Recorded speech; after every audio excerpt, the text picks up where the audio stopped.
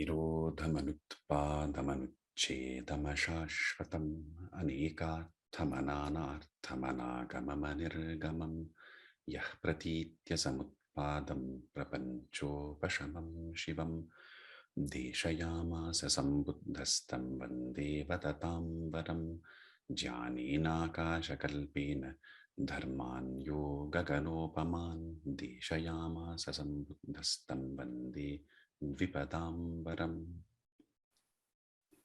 Namaste, everyone. After some time, we meet again to speak about science and spirituality. Why is it something precious to engage this difficult subject? Because both science and spirituality have a similar orientation towards truth, a similar inquisitive, inquiring mind is at the base of science and spirituality. And yet, strangely, over the centuries and millennia, spirituality and religion has become its own segment, and so has science. And these two are now often in contradiction, even though they have the same spirit of inquiry into truth. That's why my teachers always said it is very important, as far as possible, to bring the two together, to bridge them. I don't want to speak too much myself, since we have our wonderful Prabitaji here with us. I will introduce her again very briefly. She has a background, obviously, in science, but herself is also a spiritual person.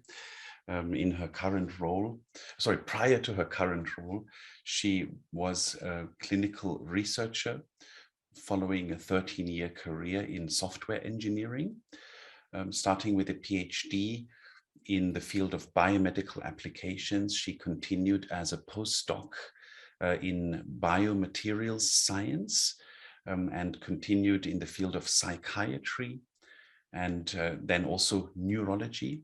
Her research career has covered a broad interdisciplinary biomedical field ranging from nanotechnology, biosensors, biomaterials, to nanofabrication, neuroscience, psychiatry, neurodegenerative diseases, telehealth, and rehabilitation. So a vast range of subjects, barely any of which I can claim to have even a semblance of understanding.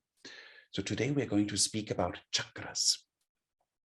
You see, in the spiritual field, as meditators, as spiritual practitioners, we know that chakras exist. Somehow we have a vague understanding of them. Why? Because we feel it when we practice, especially when we practice with the breath and with what we call prana, life energy. We feel that there are sensations happening, that there is something in our body that changes. For instance, people feel a tingling here or a pull here, or similarly at the third eye, they feel some sensations, or perhaps at the bottom of the spine, we feel heat, or even other processes more intense. So we know that there is something to this mystery of chakras that yogis, ancient yogis and yoginis spoke about in such detail. And yet we can't put a full description onto it. I cannot claim that, yes, I have fully understood what goes on and what occurs. But we know with certainty that something occurs. And I think many of you also, from your own spiritual activity, you know that there is something there. Yes, that it's not just some ancient Indian fabrication or myth. So today, Prabitaji is going to shed some light on how we can view chakras in a modern light. It's a very interesting subject.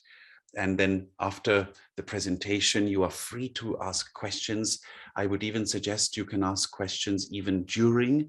You can write into the chat so we can then pick them up towards the end. And we will conclude with a meditation approach using prana and the third eye, which hopefully in many of you, I know that you have felt some effect hopefully all of you will feel something, and you will see that it's not only a mythology that we are talking about. Without further ado, Dr. Prapita Urvila, may I request you to open your camera so we can also see you. Yes. Thank you, Bhaskarji. Good morning, everybody, and good afternoon and good evening to people on the other part of the world. So thank you very much, Bhaskarji, for giving me this opportunity to reconnect with all our people from Sarvamangala and to talk on this topic, which interests me also personally. I will carry on with my presentation. I'll just share my screen and I will be talking, and it would be interactive with some questions with Bhaskarji, and in the end, I will answer your questions. So please give me some time before I share my screen.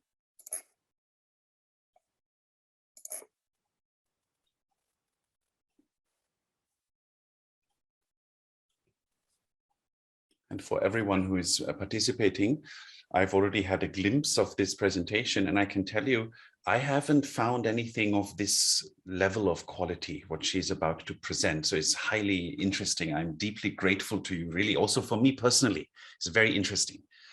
Thank you. Please go ahead. I think we can see it very well. Yes. So yeah, this is my attempt. Please excuse me if there's any mistakes, because I'm not a spiritual expert, and during my career, I did not work with chakras. So this is an attempt of what I have out of personal interest and what I know. I've tried to combine them. So please excuse me if there's any discrepancy in the subject I'm showing you today. So as Bhaskarji already gave an introduction to chakras from what he knows and what we know from the spiritual world. The word chakras comes from the Sanskrit word wheel, and these are wheels of energy. They are interrelated and they are located in the subtle body. That's the Sukshma Sharira, we would say. Am I right, Bhaskarji? Yes, absolutely. And in the spiritual world, we know, and in the therapeutic spiritual healing, we know that each chakra vibrates at a specific frequency in a circular pattern. They have colors associated to it. Each chakra is associated to a planet, as well as it has an element. However, there's very little research on this topic. And we also know that when there is imbalance in any of the chakras, it affects the parts which are near the chakras, body organs. And we know that there can be energy depletion. So there's energy low in a chakra, but there can also be energy high, so an overactivation of the chakra. So we see there's difficulties in expressing the qualities that are associated with each chakra. And when it's overactive, there's a dominant force. And I'm sure you have come across people whom you say, like, the person has got a dominant power or ego. There are many aspects of overactivation of the chakras. So that is what we know as a background from the spiritual and the yogic nature of the chakras. So if we go on and now move from the yogic nature to the scientific nature, what we see from literature and from some studies which are existing, that the chakras run along the spine from the base to the crown. And this is also in the yogic nature. They go from the Mooladhara to the Sahasrara. So they go. And I would like to mention today we touch on 7 chakras. But there are some literatures which talk about 8 chakras, some talk about 10, but the Kundalini system talks about 114 chakras. But scientific literature only talks about 7 chakras until now. And we know that they are very closely associated with the endocrine systems, the glands, and the nervous systems. There are at least 3 anatomical studies we have which relate the specific nerve bundles or the plexus with the chakras. So there's an overlap, interestingly, between the anatomical chakras, we say, and the anatomical regions. And this has been shown in at least 3 studies. And as we said, yes, so we also have in the nervous system, we have the ganglias, or the junctions or nodes of nervous systems, and the nerves come together and how they are distributed for efficiency in functioning of the human body. And there could be an overlap there, and these are then associated with the autonomic processes of the human body, but we have some processes which we consciously do, some processes which we subconsciously do. And there is a connection. And which has also been shown is the chakras can emit electromagnetic radiation. I will come back to the studies later on. And so I'll just move on. As I said, there's very little scientific literature on chakras. So, and basically to start with, before we go to the functionality and the physiology, we need to, in science, we need to build the basis of the anatomy. And already at the spot of anatomy, there is so much of discrepancy. So some people say it's on the spine. Some people say it's not on the spine. And so I'm trying to show you the different places here where the chakras are there and how they relate to the endocrine glands, the pineal gland, then to the gonads, then to your heart areas. I cannot look, unlucky there's no pancreas here. And then there's one place where they connect, some researchers connected to the central nervous system, whereas some researchers connected to the autonomic nervous system. So you need to know that these two systems work differently. And then when we come to connect the yogic nature and the scientific nature, anatomically, spine is something we all know where it's well defined, and we know we need the spine for the functioning of the different parts of the body. But then we also have in the healing studies where they do not, they make it in the subtle body, in the aura of your human. So you see, where is the chakra placed then? Do they overlap or is there a gap? And this is what I try to show you in the rightmost picture. But overall, there is a consistency that the anatomical region of the chakras, I mean, you know that the root chakra is at this place, but the exact definition was what was missing until now. And there is a confusing mixture between the central nervous system and the autonomic nervous system. This is just the peripheral nervous system. And there are again different natures of studies. So one person has come up with something called a gap junctions mechanism, and that these anatomical natures are to do with the embryonic development and how they entered mesoderm, how do these chakras form, which is totally a different way, if you see. So the chakras, from the bottom, when the Mooladhara, and when you go up, there are certain chakras which you need as a human being for development, whereas the last two chakras are you need it from a neurological level for spiritual development. And so that is a totally different approach to look at it. It is called development psychology or development neuroscience.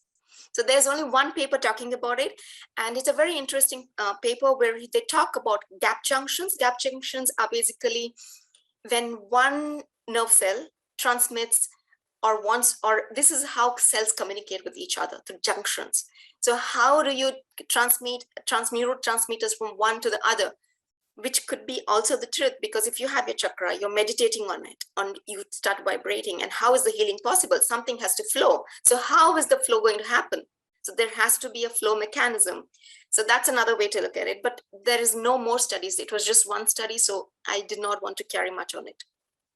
So just to tell you what I said, there are three physical aspects of the chakras integrated and proposed to have arisen with the embryological development. This is because the way they are placed. So in the womb, what is formed first and then how it grows. So there is also a correlation to it. And for the next thing, I'll just touch on each of the chakras. I'm only touching on the 7 chakras. And so we start with the bottommost, that's the Mooladhara or the root chakra.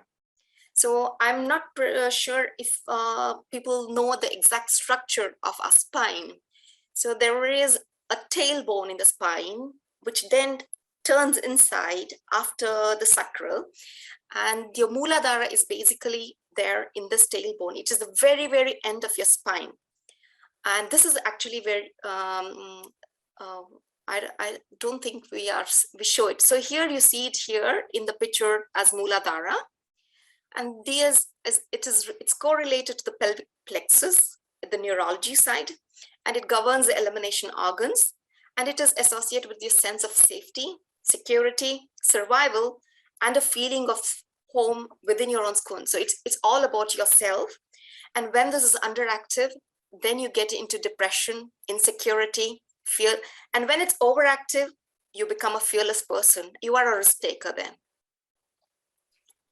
But also when it's overactive, there is a reason that you can always also need a reaffirmance of everything. There are two ways to look at overactive, but I thought fearlessness was a bright example to bring it today. So in some literature, they also speak that this chakra is also related to your family of origin.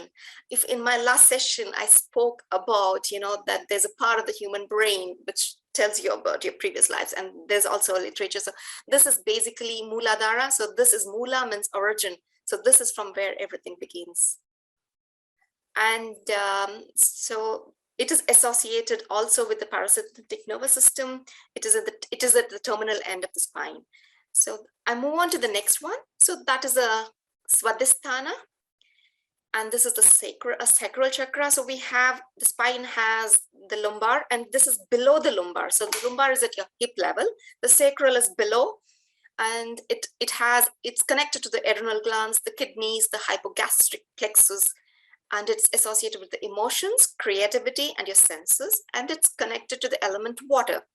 So what happens when there's an imbalance here? So when there is an imbalance here, you have pain and stiffness in your low back and your hips.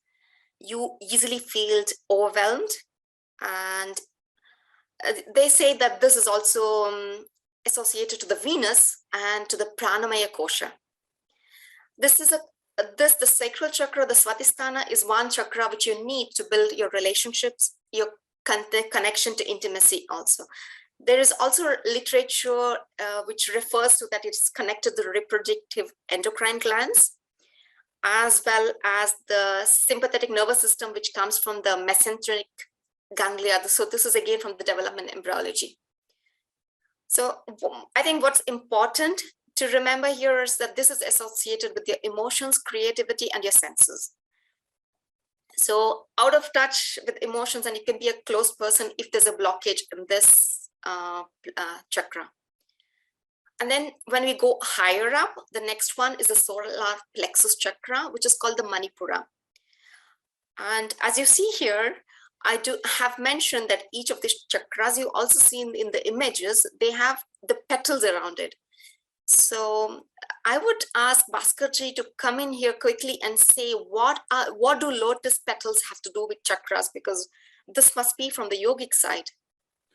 So here the background is that the Sanskrit alphabet, not just as a language, not just as Sanskrit as some language that was spoken 3,000, 4,000 years ago, but sound in general is divided into 50 characters and syllables.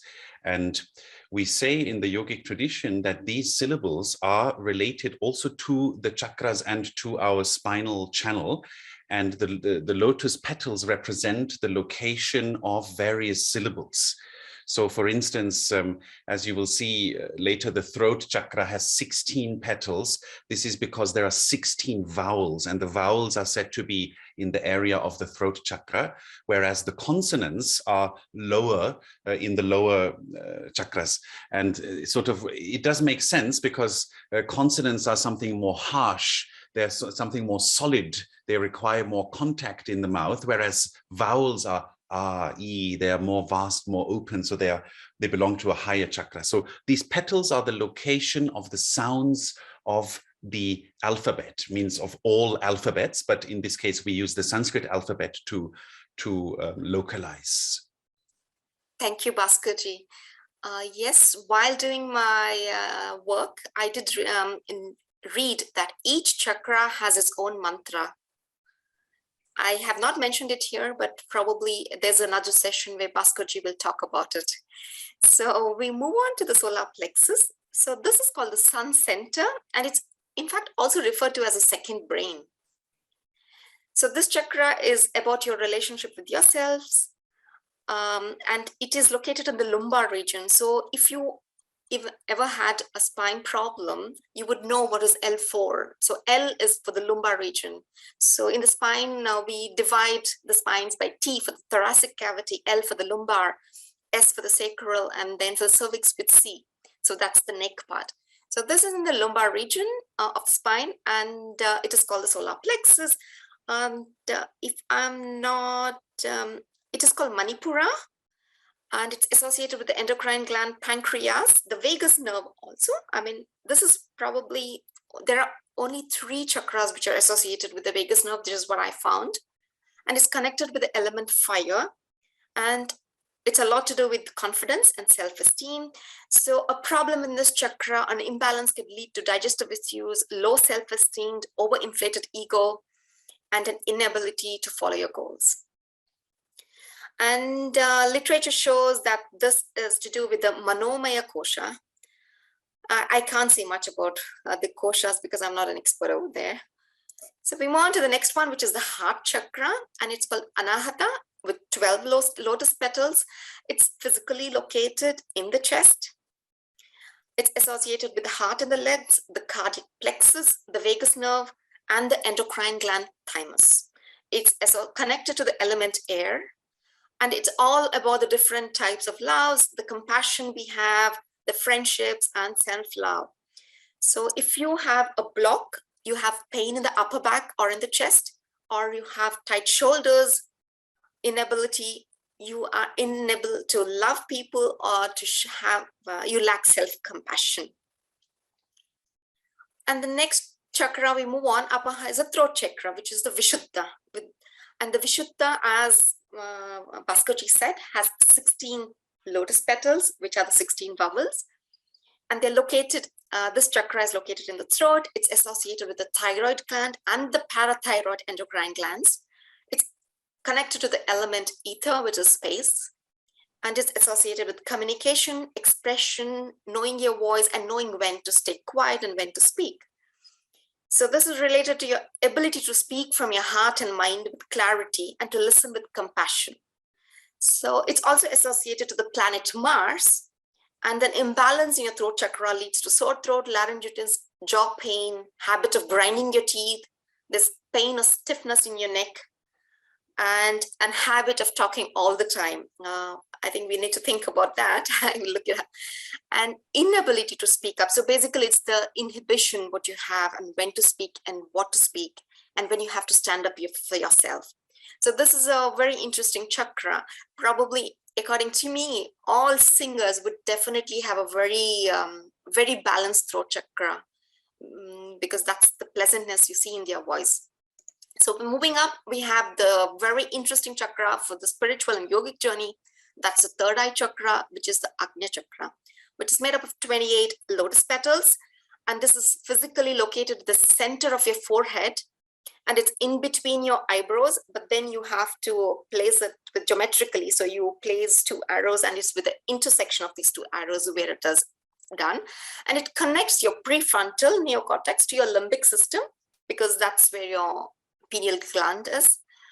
And it's associated with the autonomic nervous system, the nuclei of the brainstem, the endocrine gland, and also this regulates the pituitary gland. This is associated with intuition, imagination, inner wisdom, and insight. So I'm sure many of you always have a gut feeling. So this is that gland which is responsible for the gut feeling. So this gland is associated with Jupiter. And there has been one cadaver studies, especially just focused on this one. And there they said that the Agnya chakra energizes the body in the same way that the hypothalamus controls and incorporates the autonomic nervous system. And so that is how they proved that there's an anatomical overlap of this Agnya chakra. So the last chakra we have is the Sahasrara, the crown chakra with 1,000 lotus petals. There is contradictory information, but this is actually on the top of your head. It's like a crown. It's just touching your skull, I would say. It's primarily associated with the 3 outer layers of the neocortex of your brain. And it is associated with a sense of enlightenment and remembrance that you are a part of the greater whole. So it is beyond endocrine glands, and there is still a debate if it's connected to the autonomous nervous system. And probably the energy, all the energy flow, what we are talking of is what is that flows from the Mooladhara to the Sahasrara. And all yogic gurus and spiritual gurus do know that enlightenment, there's a lot to do with enlightenment with the Sahasrara. In some of the literature, and the yogic cultures or areas, there is 3 more chakras which are between the Ajna chakra and the Sahasrara. So these go into the different layers of the brain. But I did not find any scientific literature, so I have left this out. So coming back, so this is a picture of which you saw how the chakras are placed, and then the chakras are now anatomically placed on the spine. And we know that anatomically we have the parasympathetic and the sympathetic nervous system. But if we go back to the yogic culture, yogic and spiritual, we know that this chakras are placed at specific centers, and we have the 2 nadis. The chakras are placed in the central nadi, which is the Sushumna, and then we have the 2 nadis, the Ida and the Pingala, twining around the Sushumna nadi. So there's a lot of interesting information, and which says that the Ida and the Pingala, they correlate to the parasympathetic and the sympathetic nervous system, which is in itself a topic maybe for another session. So the Ida is known to be the cooling, the calming, and the lunar nadi, whereas the Pingala is the hot, solar, and the activating nadi. And the Pingala is related to the sun, and the Ida is related to the lunar. And this is also to do with your left nostril and your right nostril and the different types of breathing systems we have on activation and cooling. So this in itself is a very interesting part, but what I wanted to touch here is how the Ida and the Pingala intertwangle and go across a sumna, and they circle the plexus and they connect. And is this the way, the question is this the way that the flow of energy is happening? Are these responsible? And how are these then related to the, in the anatomical world? Where is this? So this is a topic for itself, but I just wanted to see that they are also connected to the chakras. So from the scientific evidence, what do we have? We have anatomical studies that support the hypothesis that at least the midline chakras have neuroanatomical correlates. So we had one study which showed already in 1927 that there are the major neurological plexus, and there was an overlap of the midline chakras. And then in 2017, we had a study which showed that the cardiac plexus had an overlap at the heart chakra, or at least in the close proximity. And in 2017, we had another study which was learning the Muladhara chakra, and that it was associated to the inferior hypogastric plexus. Now, what happens is these studies are very difficult to do because they are done on cadavers. And we don't know how much of energy is depleted when a cadaver is being examined. And it's easier to do when the actual meditation is happening. So from the anatomical, when we go to the physiological studies, so that's when somebody is actively meditating and you put on some sensors and devices to measure emissions. So in 1981, there was a study where Matuyama examined the electrical, magnetic, and optical emissions from chakras. And what he concluded is when the non-physical mind interacts with the physical body, there are perturbations in physical space with measurable radiations. So this was then taken over in 1997, and Hunt put some EMG sensors or electrodes on the acupuncture locations or the 9 chakra locations on different subjects. And they detected radiations with, and this was later then confirmed again in 2015 with Jalil, where they could detect radiations in megahertz, and the radiations from the different chakras were unique. So which prove that each of the chakras has its own radiations. And there's another study which has nothing to do with the physiology anatomy there, where this was to do with probably how does mantras or how do psychotherapy work. So the person had irritable bowel syndrome, and we do know that the last 2 chakras can control your excretion glands. So the tonus is a quality of your muscles, to relax or to stress yourselves. So they could change the tonus of the anus and the rectum depending on words, emotional words which are told. So this is probably the only connection I found to the functioning and the psychotherapy and the therapeutic part with scientific evidence. So to conclude, I would say radiations were detectable at the chakra sites. These are consistent, and there are emerging fields of energy in medicine and biofield therapies. There are anatomical convincing, at least for 3 of the chakras. And yes, from my side, I would say you can rebalance your chakras. We all know it's all about yoga postures, breathing exercise, and meditation. And I think with this, I would like to close my talk for today. And I thank you for your attention. Thank you so much. Prabhitaji, I have a question about the sympathetic and the parasympathetic nervous systems. I'm sure some of the participants here, they know what they are, but could you explain in a little bit greater detail what these are exactly and how perhaps breathing influences them, or meditative activity might influence them? Because I recall having read somewhere that a certain way of breathing, calming down our breath, slowing down our breath, actually has an influence on the sympathetic nervous system and calms it down. But could you say a little bit more about this, please? Yes, thank you. Thank you. So the parasympathetic and the sympathetic, these are, again, I would say they correlate to the either and the Pingala. So it's the parasympathetic is the lunar type, so which is the cooling and the calming, and whereas the sympathetic is when the fight happens. So that is the one even before your brain gives you signals, right? When you sense fear, you have dilation of your pupils, you have increase in heartbeats, and you have stomach problems. Whereas the breathing, there is also a connection of the vagus nerve over here. I would suggest. So it's very interrelated. And again, if you see all these nerves, the sympathetic and the parasympathetic, they have their origin in the different sections of the spine. So if you do breathing exercises, and if you concentrate during your breathing into these different parts of your body, you activate these nerves. And that's how the slowing.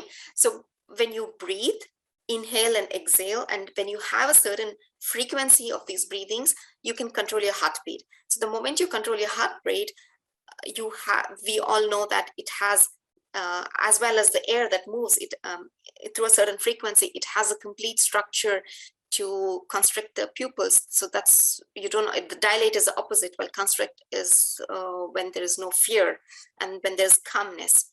And there's also some of the gases, the endocrine secretions that are released, that's how the whole parasympathetic nervous system works, because all these have glands associated. The moment this is similar to how you sing a song for a baby when you want to put it to sleep. That's where, the soothing nature comes in too. And the other thing is the sympathetic nervous system. What happens is when you look at a spider, then the only thing you know is that you have to fight. And then this is the sympathetic nervous system, which starts already from the base of your brain and sends a signal down until to your base of the spine and activates everything, each of the glands. And that's when you get agitated. So these are the two different systems, and these are autonomous.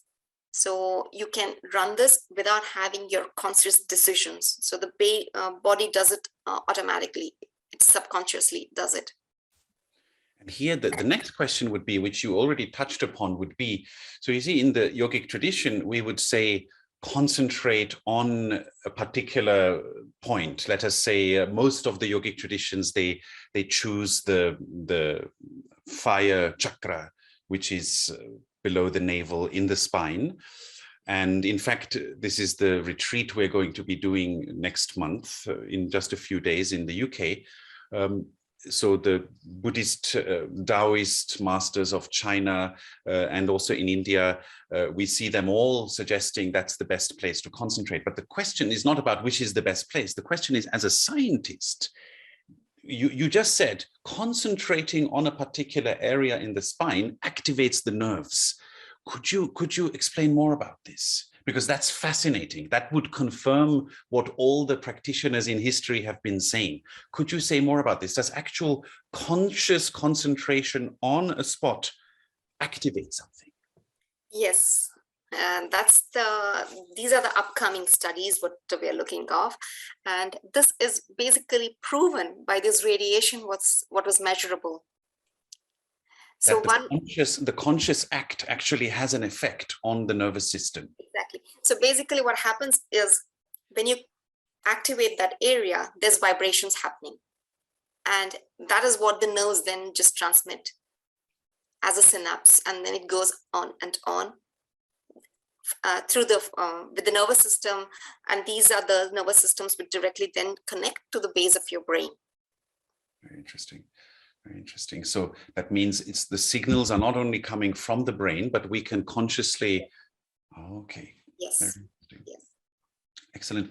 And then the last question I had, and I invite everyone else also to ask questions. The last question I had was about the Ajna chakra, the gland. So you mentioned several glands. I'm sure most of the participants know what glands are, but that particular gland you mentioned, you said it's the pituitary gland, you said?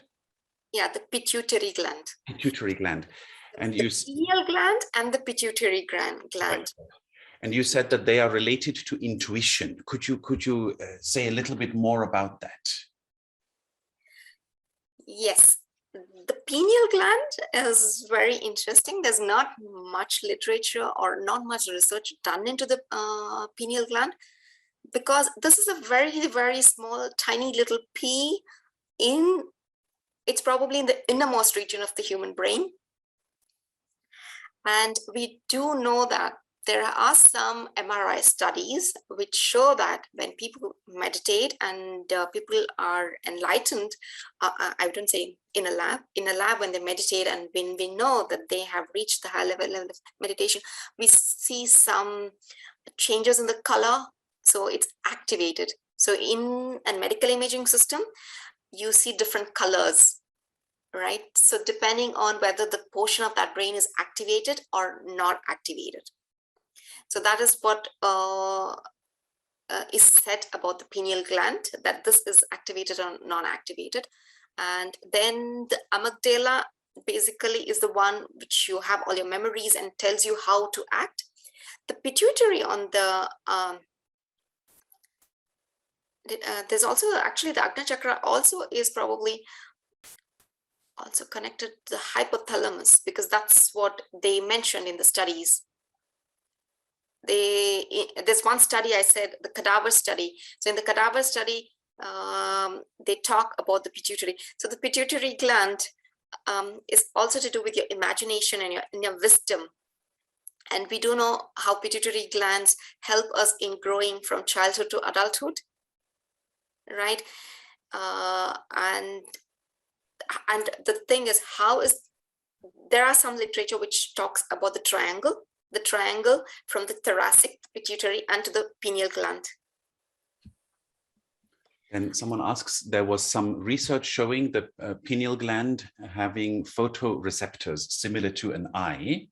Exactly. So we have the eye, and we have light coming in from the eye, and the optical receptors are at the back of the eye. Back of the brain. So it has to go through from the front to, so the receptors, the rods and the cones are at the very end. And there is also the optical chiasma. That's where the two optical nerves cross each other. And there is an overlap of the third eye chakra onto this position. Interesting. But then there is no scientific evidence. That is why I did not show. This yogic nature talks that this is optic chiasma. That's when, because we have the left and right here, but in the brain it's mirrored. So at one point, the optical nerve has to cross itself before going to the visual cortex. And that's called the optical plexus or the optical chiasma. And that's where the third eye chakra is. Very interesting. Then someone says, question more directed at me, how do ideas about chakras differ between traditions? Do all traditions have the same number of chakras or use them in the same way? I have heard that some traditions incorporate chakras outside of the body. How does this work? Yes, absolutely. That is very true. It's interesting that, for instance, one of the most authoritative works on chakras is known as the Shat Chakra Nirupanam, which means in Sanskrit the description of the 6 chakras. And this is the work that most people, if you study the academic work or also scholarly work in this field, most people are actually referring back to that. But its very title is Shat Chakra Nirupanam, the 6 chakras. So it doesn't talk about 7 chakras there, because he says that that is transcending the chakras. The state of what you mentioned before, the Sahasrara, actually transcends the chakras. Then I particularly study a lot of Buddhist works on this subject, practical, also yogic Buddhist works. They are mostly concerned with 5 chakras. So interestingly, they do not focus on the Muladhara, but they go upward from the Svadhisthana. And then in those works, it may be interesting for all of you, is that they say, as beginning spiritual practitioners, or even interim sort of medium spiritual practitioners, we shouldn't necessarily focus on the lower chakras. I'm just saying this as a piece of information. I'm not saying it is absolutely true, but it's interesting that one should focus more upward from the navel. So I know this has not been a very clear answer. Perhaps I can summarize it like this. There are many, many, many energy places in the body. Places where when we concentrate on them, something is activated, like Prapitaji just explained, where the nervous system is activated. There are not only these 7, there are many more. There are lists saying 114. There are lists even more than that. But these 6 or 7 places that have been described in today's presentation are the main ones. They are where everything comes together mainly. That is why the yogic traditions have focused on either 5, 6, or 7, because they are the main ones, right? They condense all the energies mainly, whereas the other places are sort of, we can say, are less important and are included in these main ones. This is how I would summarize it. Sorry for this long answer. Then someone said, would the inner heat meditation practices be targeting the solar plexus chakra or its imbalances specifically? Yes, correct. Because we say that in the modern time, people's fire energy is very low. That is why most people have lacking energy nowadays, mentally and emotionally. People are very quickly energetically depleted. That's why it is actually good to work with the fire chakra. Then we say, someone asks, do we need... Sorry, thanks, Prapitaji. In the Vedic tradition, there are bija mantras. Yes, exactly. That is what Prapitaji alluded, that each chakra has very specific sounds associated with them. And practicing these sounds balances the chakra. That is the secret technology of the yogic traditions, is that we have these mantras that we can practice with. The 7th chakra is sometimes white in color, as opposed to purple, and the Ajna is purple. In the way I was taught and what I have studied, the most common view is actually, surprisingly, that the highest chakra, which is the Sahasrara, is rainbow colored. It has all the colors, sarva varnopashobhita in Sanskrit, that it has all the colors. So this is getting into the nitty-gritty of it. Then someone asks, do we need to balance the 1st chakra to be grounded with the Mother Earth? And this helps to balance all the rest of the chakras. Maybe Prapitaji, would you like to take this one? Yes, thank you, Bhaskarji. Yes, that's what it is the chakra that's connected to the Mother Earth. Its planet is Earth, and that is the one that needs to be worked on if you need to be connected. You need to be grounded. And the best way to do this is to walk barefoot on grass. This is the most easiest therapy you can do to have your Muladhara corrected. That's a very interesting remark, Prabhitaji, because in some of the traditions I have learned from, specifically the Theravada Buddhist tradition, but also from the Kashmiri side, they say it is very good to walk when we meditate. Many of the participants here have heard about this, and we've also practiced it, to actually walk while meditating, to walk very slowly, and that this balances the mind and makes it stable. So I think this connects with what you have just said. Very interesting. Then someone says the connection between sound and using sounds, gongs, singing bowls. I'm thinking of ghantas, bells that are used in most religious institutions, and chakras. Example, sound is used to heal people who cannot move. Prapitaji, is this something that has occurred to you? Yes. So we do know that, so it's not, I would not say sound, it's any form of electromagnetic radiation can be healed. So there is science doing a lot of work on paraplegic patients, right? So we do know that without doing anything on your body, just by having stuff with your brain and with BCI, brain computer interface, we can people let them change stuff in their human body. So this is a fascinating area. But the medical preference is more on making people work. We give them electric currents, but we do know that so we have the binaural system, and we do know that by having different vibrations, different frequencies, you can activate the different areas, functional glands, and we could then, with additional, just not with this, but with an additional therapy, you can improve the progress. So you can see better results. Wonderful.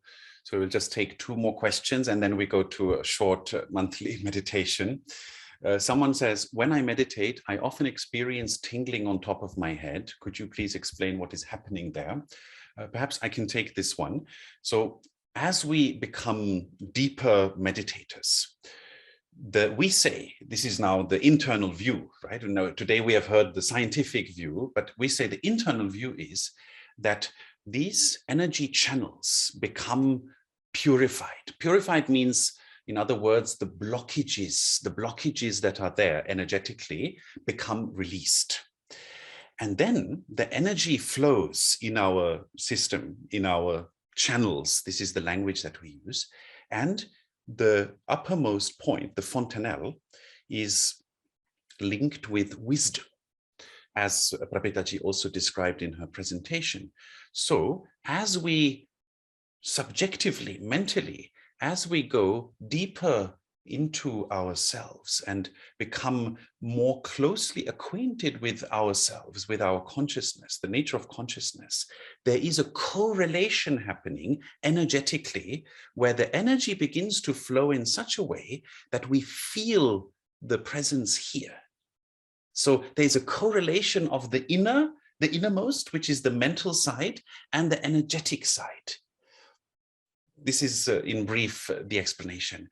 So when great yogis meditate, there is even so much happening here that it's like we say that it pops open. Of course, not in a way that somebody is going to die, but we do say that when a great yogi, someone who has really made it completely into wisdom, absolute wisdom, when such a person dies, this upper part opens up when they pass away. So when you are meditating and you feel this tingling, don't worry, you're not dying, but it's a great sign.